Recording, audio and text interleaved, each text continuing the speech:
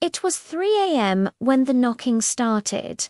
One of those deep, resonant knocks that seems to shake the whole apartment.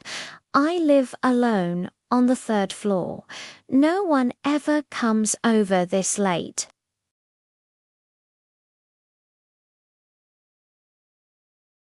Hung in the air. It wasn't frantic, not like an emergency. It was slow, deliberate. One knock, then another, then silence. I sat up, my heart hammering against my ribs. My first thought was maybe I'd imagined it, just part of a weird dream.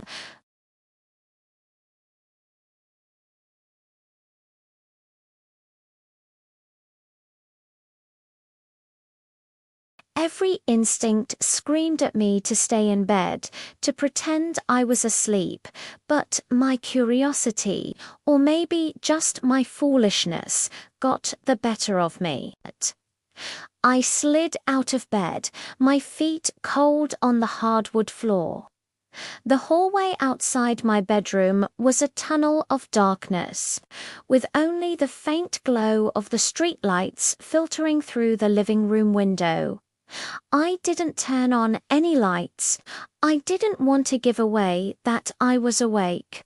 I crept towards the front door, each step a carefully measured movement, trying not to make a sound. My apartment building is old.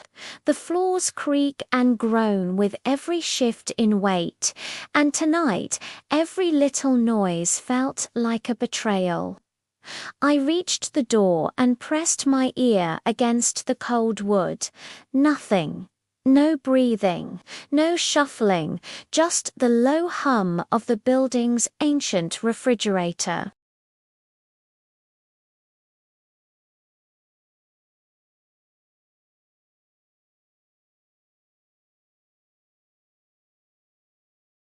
No one was there. I let out a breath I didn't realize I'd been holding.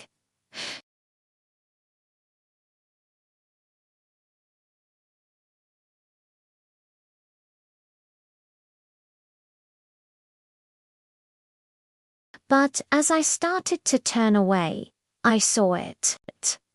A small white rectangle had been slipped under my door. My blood ran cold. Someone had been there. They were quiet, impossibly quiet. I knelt down, my hand trembling as I reached for it. It was a photograph, a glossy little Polaroid. As I turned it over, the air left my lungs. It was a picture of me, sleeping in my bed, taken from the foot of the bed from inside my room. My blanket was pulled up to my chin, my face peaceful, completely unaware how when my mind raced, trying to make sense of it. There was no way anyone could have gotten in. I always lock my door, my windows. Then I saw something else lying next to the photo on the floor. A tiny, ornate key. It was old, made of dark, tarnished brass with a small, intricate design at the top. I'd never seen it before in my life. It was too small for any lock in my apartment. I picked it up. It felt strangely warm to the touch, and that's when I heard it.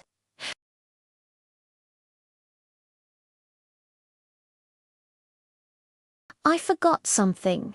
I spun around, my heart leaping into my throat.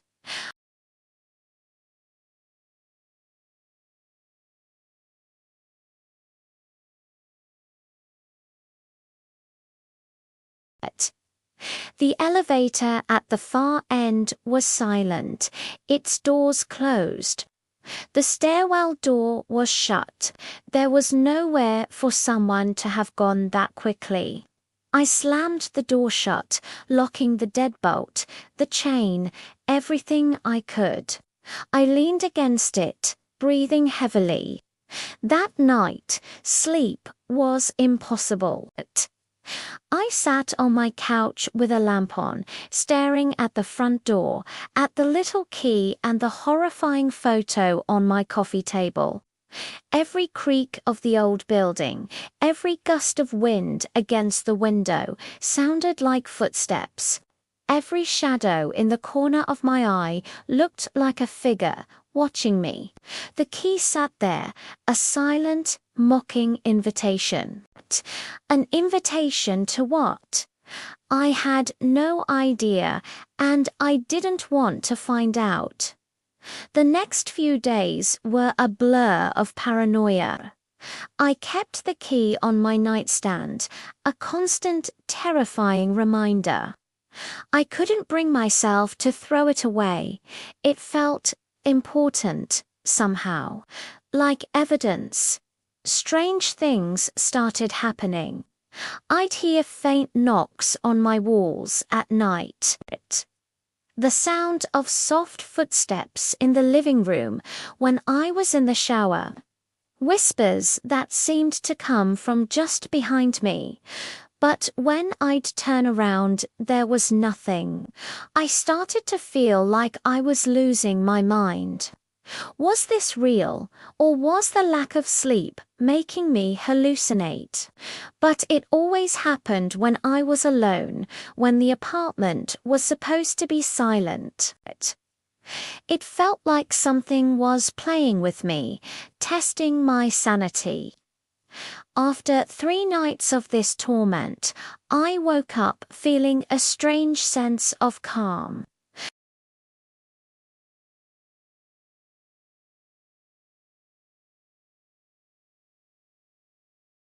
It felt empty. I went to my nightstand. The key was gone. I searched everywhere, under the bed, in the drawers, behind the nightstand. Nothing. It had simply vanished. My relief, however, was short-lived. I decided to check the hallway, just in case. As I approached the front door, I saw it again. Another white rectangle slipped under the door. My stomach dropped. With a sense of dread, I picked it up.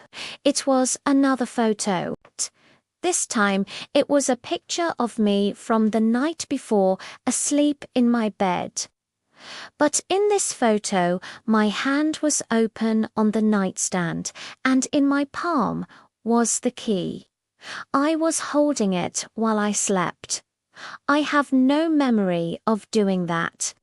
The last I remember, it was sitting beside my lamp. I never found the key again. I never got another photo. The noises stopped.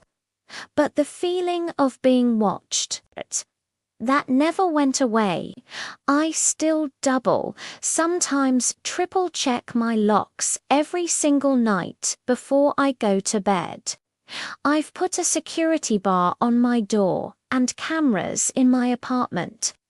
It feels a little safer, but I know deep down that if something wants to get in, it will. That key, it wasn't for a door. I think it was for me. Sometimes, when I'm just about to fall asleep, I feel a strange, cold sensation in my palm, right where the key would have been. And I wonder, what did they forget? And did they come back to get it? Thanks for listening to my story. If you have a creepy story of your own, share it in the comments below. And if you enjoyed this, don't forget to like and subscribe for more unsettling tales. Stay safe out there and always, always check your doors.